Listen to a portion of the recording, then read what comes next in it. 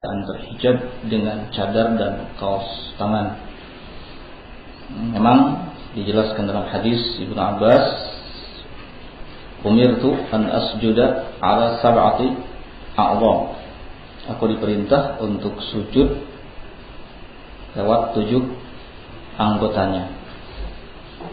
Antara lain dahi, kening, kemudian hidung, kemudian kedua telapak tangan, kedua lutut, dan kedua jari kaki.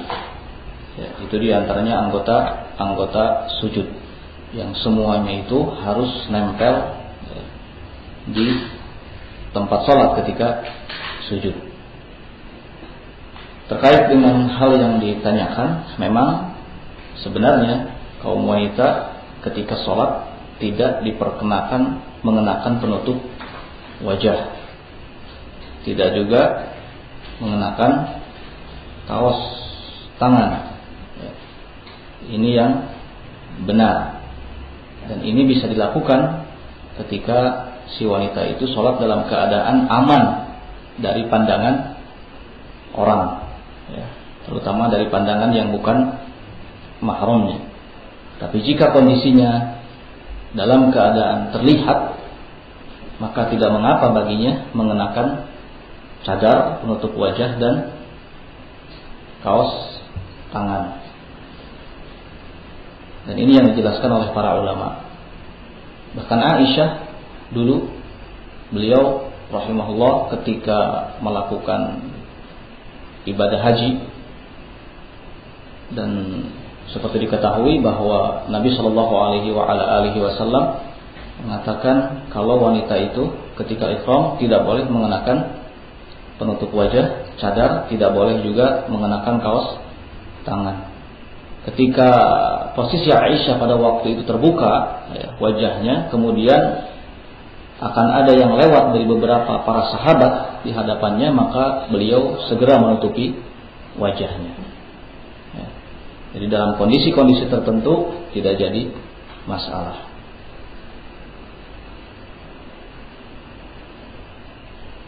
Ada yang bekerja dengan melampirkan ijazah yang didapat dengan hasil tidak murni, dalam artian mencontek.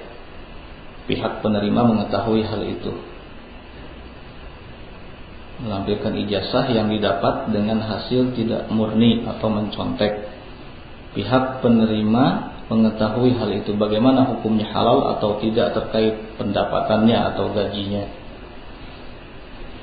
Nabi SAW mengatakan, man ghasyana falaisa minna. Siapa yang berbuat curang di kalangan kami, maka bukan dari golongan kami. Ini sudah cukup jadi peringatan bagi kita untuk tidak melakukan kecurangan dalam hal apapun. Karena kalimat falaisa minna ini kalimat yang serius, yang disampaikan oleh Nabi SAW. Bukan dari golongan kami. Ini berat. Bukan sesuatu yang ringan. Kalau kita tidak dianggap dari golongan Nabi, kita mau dari golongan mana terus? Untuk itu hendaknya dihindari hal-hal yang seperti ini, dan dikhawatirkan kalaupun mendapatkan hasil atau gaji dari hal kecurangan yang dilakukan, gaji yang didapat menjadi tidak barokah.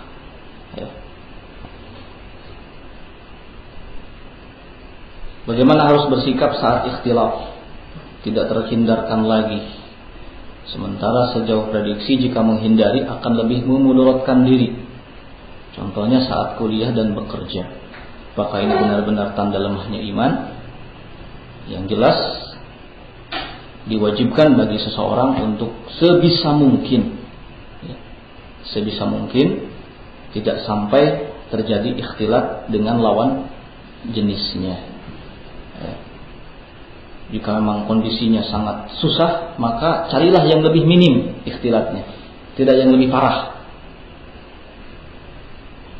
Kalau memang masih bisa diusahakan untuk tidak ikhtilat, maka itu yang terbaik, itu yang harus dilakukan.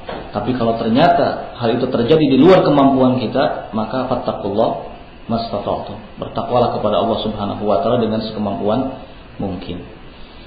Kalau misalnya kuliah, ya yang paling baik jangan kuliah itu yang lebih ideal ya, untuk menghindari adanya ikhtilat. Itu yang lebih baik.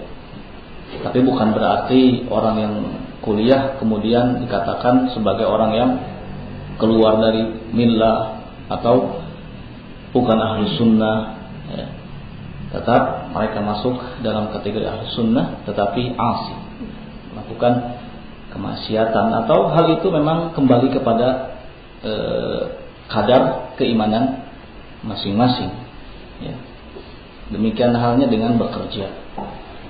Carilah pekerjaan yang memang tidak ada ikhtilat, atau kalau tidak bisa sama sekali, yang ikhtilatnya minim ya.